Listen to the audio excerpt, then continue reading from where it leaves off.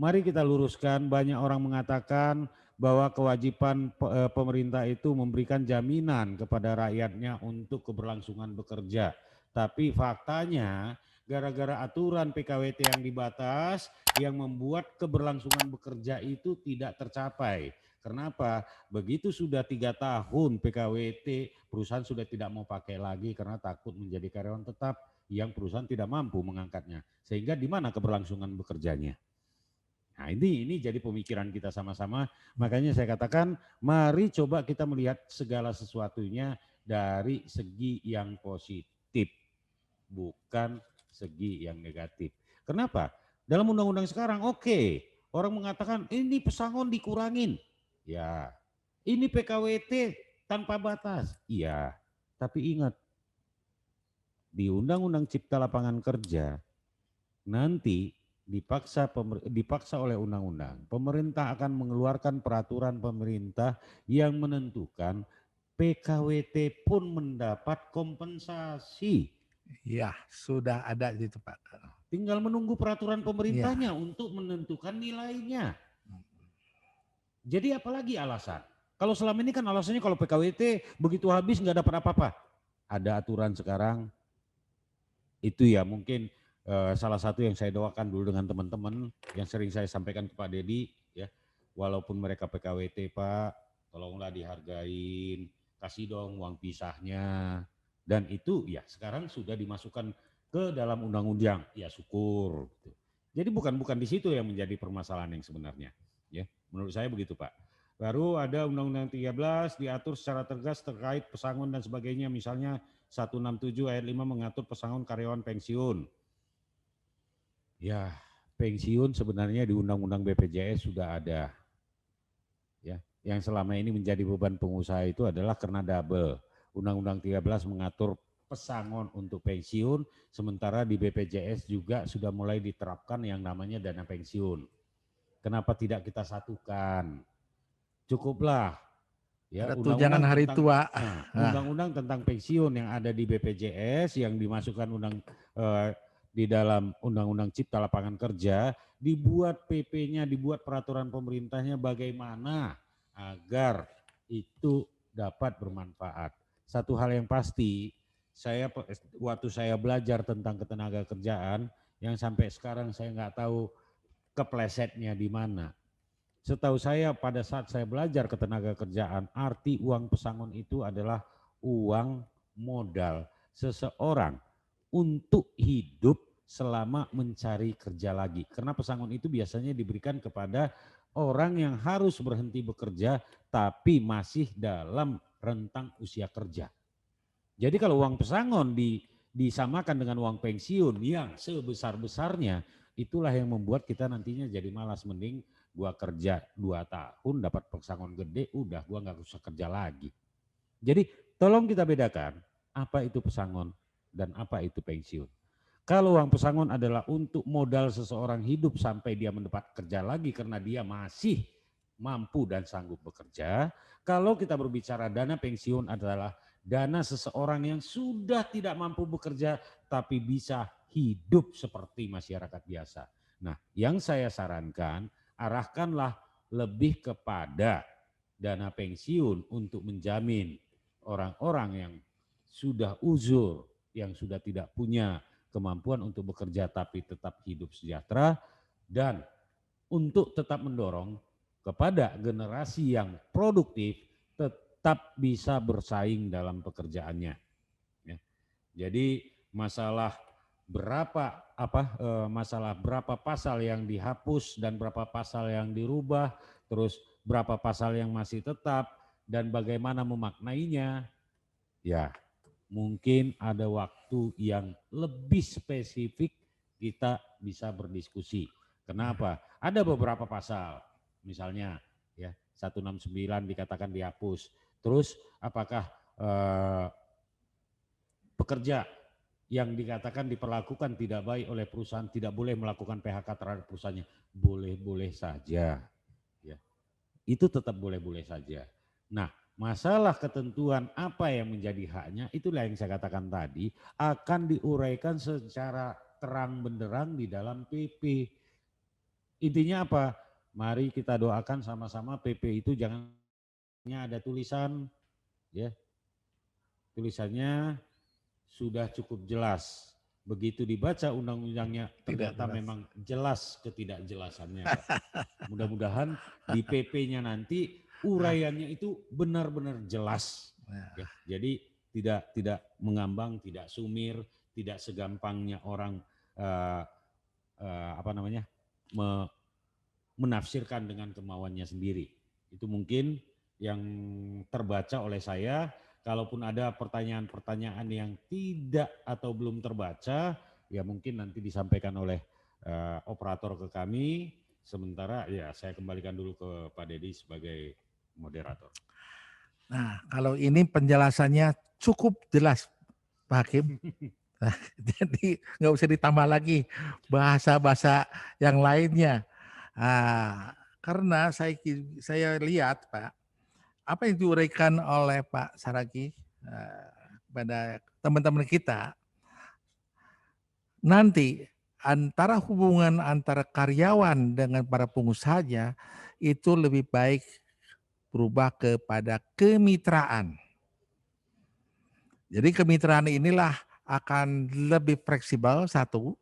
Dua, pendapatan si buruhnya juga cukup besar, tapi untuk perusahaan tidak memberatkan. Karena perusahaan punya prinsip. Prinsipnya apa? Pengusaha tidak takut bayar mahal.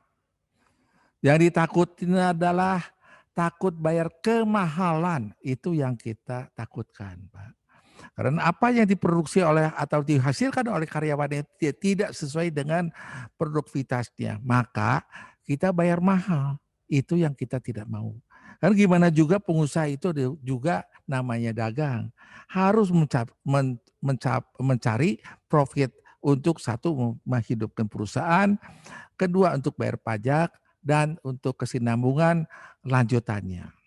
Maka saya lihat yang disampaikan oleh Hakim Saragi ini, saya lihat sebenarnya kemitraan lebih cocok. Ya. Karena di sana juga apa yang disampaikan tadi oleh Pak Saragi mengenai PKWT. PKWT itu apa yang Pak Saragi sampaikan cukup jelas, Pak. Cukup jelas. Artinya kalau satu perusahaan mendapatkan kerjaan, namanya perusahaannya pembangunan, kontraktor rumah. Apa karyawannya itu kontrak? Saya kira harus. Bangunan itu selesai berapa? Bisa 2 tahun, bisa 3 tahun. Itu kontraknya 3 tahun aja Pak Hakim, betul nggak? Ya. Ya, itu saya kira sepakat Pak Hakim dengan saya itu kalau kontrak itu adalah sesuai dengan apa yang kita dapatkan kontrak itu. Kontraknya habis, terus berikutnya ada kontrak baru lagi Pak Hakim, bangunan juga. Jadi si karyawannya bisa dikontrakkan kembali, bisa 3 tahun lagi. Saya kira itu hal yang wajar dan sesuai dengan aturan yang berlaku. Itu Pak Hakim ya betul? Ya. Ya, setuju. Maka ini saya kira sangat sepaham dengan kita. PKWT yang aturan baru itu nanti ada langsung kompensasinya tiap tahun sekali, betul Pak Hakim? Ya. Ya. Maka kita dengan sampaikan 6 tahun PKWT atau kontrak kerja, saya kira tidak memberatkan perusahaan karena dihitungnya kalau setahun ya dihitung 13 bulan aja. Bagi karyawan juga tidak ada masalah karena kompensasinya segera diberikan. Demikian juga tadi disampaikan oleh Pak Hakim mengenai tunjangan-tunjangan. Memang sekarang tunjangan yang diberikan oleh perusahaan sangat berat Pak Hakim. Satu adalah mengenai pensiun. Jadi pegawai negeri ada pensiun, kita juga ada pensiun. Ya, cuman di pegawai negeri itu tidak ada tunjangan hari tua. Di kita ada tunjangan hari tua. Dan kalau di pemerintahan sudah buat pensiun ya sudah. Tapi kita ada tambahan lagi mengenai pasangon, Pak Hakim. Ini 3 namanya kebijakan yang memberatkan kami. Ya bukan beratin kami sebagai uangnya, tapi juga kerjaan-kerjaannya itu mengisi kita memakai orang banyak untuk mengisi 3 ini nih Pak. Ya, karena namanya semua 3 ini itu adalah wilayah BPJS Ketenagakerjaan yang sekarang disingkat jadi BP Jam Sostek. Itu masih berlaku itu 3. Plus lagi mengenai BPJS Kesehatan. Ya. Nanti sebentar lagi katanya Pak Hakim mengenai Undang-Undang Tapera Pak. Itu kita juga wajib untuk menyiapkan rumah bagi karyawan. Saya dari Apindo sudah mengajukan keberatan hal ini karena itu udah double.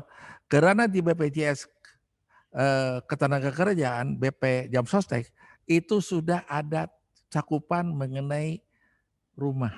Jadi ini double lagi.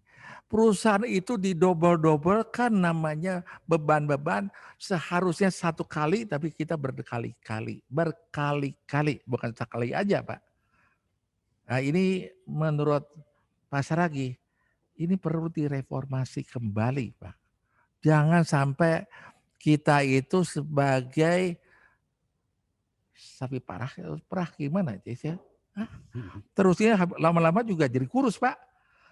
Nah, maka itu kita menunggu adalah pelaturan lanjutan PP, apa itu peraturan pemerintah, itu peraturan menteri, atau aturan menteri dan sebagainya, apa itu nanti ada perda, maka itu kami tentang tidak mau ada perda-perdaan Pak. Ya, karena inilah yang sangat memberatkan kalau tiap daerah punya perda, apa itu perda gubernur, perda kabupaten dan kota, sekarang upah aja sekarang sudah kita pusingnya udah 7 keliling, karena antara keputusan bupati dan wali kota bertentangan dengan hukum di atasannya, demikian juga gubernurnya, ini kami sampai tiap tahun urusan masalah upah atau perburuhan tiap Apindo itu sangat membingungkan lah. Ya, itu tapi tidak apa-apa. Karena itu juga dalam koridor perjuangan Pak Hakim. Perjuangan kami juga perjuangan. Untuk siapa? Untuk para pengusaha, untuk kepada ekonomi Indonesia. Ya, itu saya kira apa yang tadi disampaikan oleh Pak Hakim, Pak Saragi tentang mengenai Undang-Undang 11 2020 ini gimana sih lanjutannya. Saya kira hari ini tidak bisa kita selesaikan dalam pembicaraan hanya 1,5 jam ini kita clear semuanya. Tentu kalau nanti ada yang berminat boleh daftarkan yang kepada nomor yang kita sampaikan.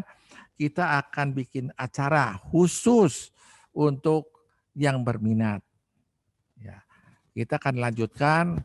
Kami akan minta kepada pakar-pakar, khususnya Pak Hakim Pak Saragi juga bisa menakodai acara-acara untuk lebih memuaskan pendengar-pendengar kita yang punya perhatian khusus.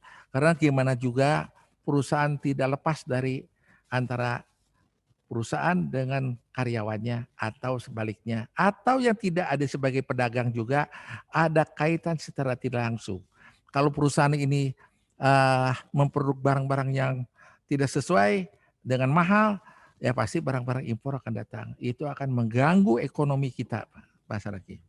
Ya, mengenai yang tadi sampaikan banyak pertanyaan-pertanyaan yang saya lihat ini saya kira tidak bisa saya jawab satu persatu. Ya, saya kira memang itu harus ada bikin acara khusus bagi orang-orang yang merasa acara ini belum memuaskan pertanyaan-pertanyaan khusus yang disampaikan. Saya lihat ini mungkin acara-acara pertanyaan itu lebih dari 30 lebih nih Pak Saragi. Saya kira nggak bisa kita jawab satu persatu. Ya. Kalau enggak, saya kira sampai pagi nggak akan selesai Pak Hakim. Kalau saya sanggup sih Pak. Hah? Saya sanggup. Sanggup. Hanya saja justru saya takut yang mendengarnya nggak sanggup. Ini Pak Hakim menantang nih. Sedikit saya tambahkan Pak. Siapa Ya. Hakim? Ada satu kepikiran saya begini. Saya pernah baca itu nggak tahu di majalah apa. Dikatakan suatu negara akan bisa merangkak menjadi negara sejahtera apabila minimal 2,5% rakyatnya adalah pengusaha. Ya. Dan menurut data kita, Indonesia ini jangankan 2, 1 saja belum tercapai. Tapi setelah saya pikir-pikir, ternyata memang sistem di kita ini juga membuat orang malas Pak jadi pengusaha. Ya. Buat apa jadi pengusaha? Pidana terus. Kalau dengan bekerja saja kita bisa gaji setinggi-tingginya Pak. Nah. Apalagi banyak teman-teman saya mengatakan dasar pengusaha cari untung. Lah saya tanya, kalau Anda jadi pengusaha mau cari untung enggak? Gitu. Yang namanya pengusaha itu harus cari untung. Ya. Kalau tidak, buat apa dia investasikan uangnya? Ya. Makanya yang saya harapkan di sini, mari kita sadarkan bahwa tidak ada perkembangan masyarakat itu bisa maju tanpa dibarengi dengan perkembangan dunia usaha.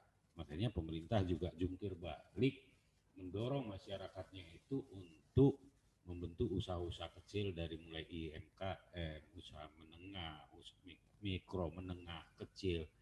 Cuma kan yang jadi masalah simpel Pak.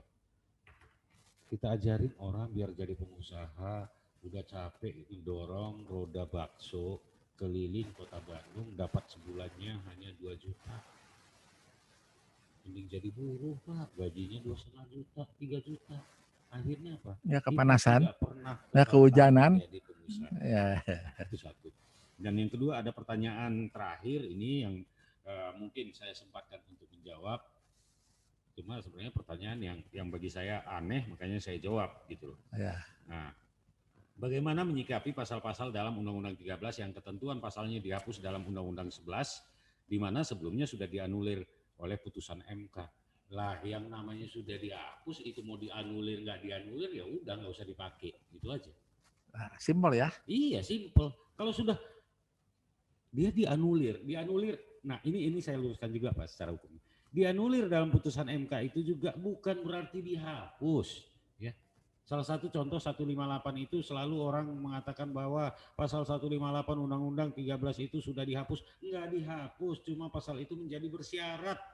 Dalam arti apa? Tidak boleh ada PHK kesalahan berat tanpa dibuktikan dulu pidananya. Kalau sudah terbukti, pakai 158. Itu sejarah ya. Sekarang sudah Undang-Undang Cipta Lapangan Kerja. Ya. Jadi pemahaman itu juga jangan jadi sumir gitu loh. Ya, jadi kalau apa yang sudah dianulir di Undang-Undang 13 dan dihapus di Undang-Undang Cipta Lapangan Kerja, ya nggak usah dianulir pun. Kalau udah dihapus, ya selamat jalan lah. Tinggal yang belum dihapus itu atau ada pasal-pasal yang dihapus yang membuat menjadi ketidakpastian hukum, itulah yang menjadi kemungkinan tugas kami nantinya untuk menggali hukumnya, bagaimana menerapkan hukum itu yang benar demi terciptanya kepastian hukum bagi para pihak. Itu mungkin teman dari saya Pak Det. Oh luar biasa. Ini maka itu ya, kita kalau sebagai pengusaha mau belajar mengenai hukum, saya kira akhirnya kita jadi pengacara Pak. Lebih baik saya serahkan mengenai hukum ketenagakerjaan kepada yang lebih expert. Ya, siapa expert? Ya bisa melalui organisasi Apindo-nya. Atau nanti bisa tanya langsung kepada WA yang inti ini juga.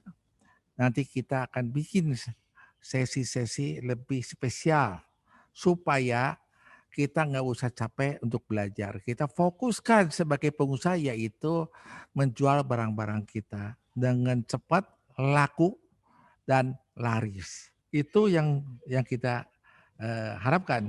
Karena kalau kita merangkap yang mengerti hukum, saya kira energi kita akan habis dalam hal urusan yang sebenarnya tidak ada kepentingan dengan namanya produksi kita.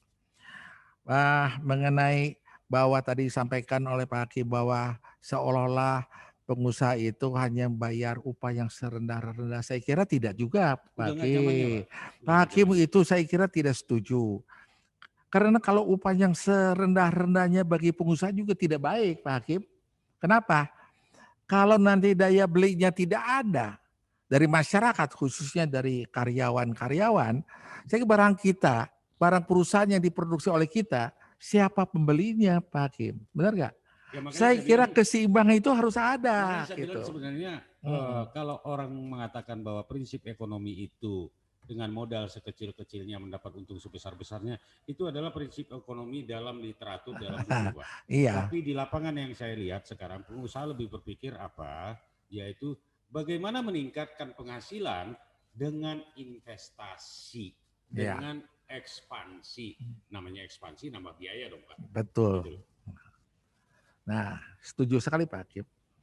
Maka itu kita jangan lihat satu namanya Omnibus Law ini atau Undang-Undang 11 ini akan lihat satu sisi saja, hanya ketenaga kerjaan saja. Karena ini menyangkut yang lain sepertinya perizinan dan sebagainya. Dengan adanya perpajakan dan sebagainya.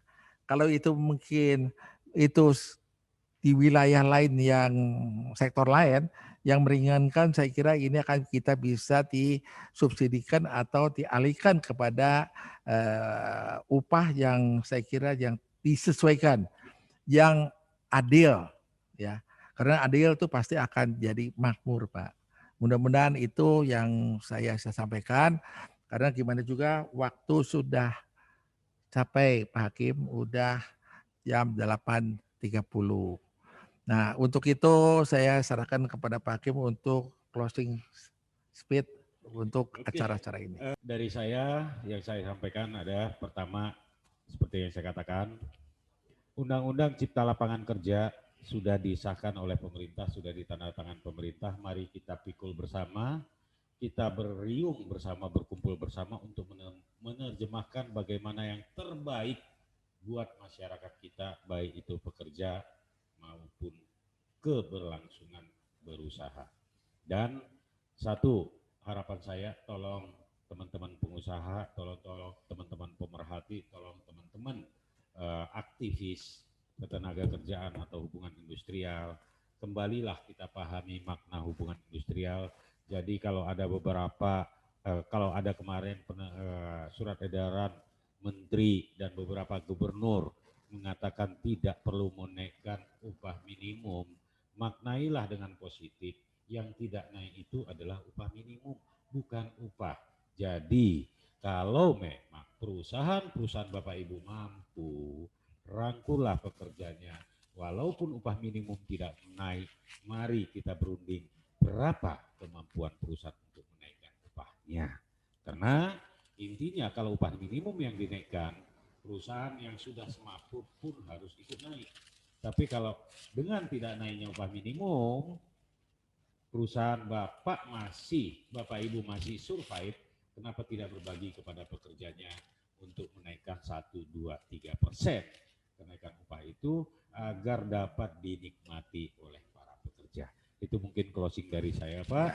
Saya persilahkan Bapak Ibu sekalian cari undang-undang yang aslinya, mari kita ulang, kita diskusi, kita gali kembali mana yang kita tidak mengerti, sama-sama kita diskusikan. Terima kasih dari saya, sampai ketemu para sahabat inti yang ada kayaknya udah hampir seluruh Indonesia ini Pak, dari Medan sampai Papua ada Batam, yang hadir. Batam satu ya. Ya, Batam juga tadi ada sahabat saya Pak Isa, ya ikut, ya mudah-mudahan yang lain juga Jakarta ada Bu Eli dan sebagainya. Mudah-mudahan ke depan kita bisa lebih banyak berdiskusi lagi untuk kepentingan masyarakat dan bangsa. Terima kasih Pak Det. Terima kasih Pak Hakim, Pak Saraki yang saya muliakan. Hari ini sangat banyak sekali yang ikut dan juga pertanyaan-pertanyaan yang sangat banyak sekali. Nggak bisa kita jawab semuanya, tapi gimana juga akan kita coba akan dibikin satu acara-acara yang lebih lebih pas karena sambil kita menunggu pelaturan lanjutan turunannya. dan juga di sini kita menunggu UMK, kita masih menunggu apa hasilnya. Itu adalah upah yang real yang harus kita bayar. Demikian juga pada pendengar atau yang ikut acara Zoom meeting kita, webinar ini, kepada semua yang ikut acara, saya mengucapkan selamat malam, sampai jumpa lagi di acara yang berikutnya, yaitu Selasa depan. Terima kasih. Ya.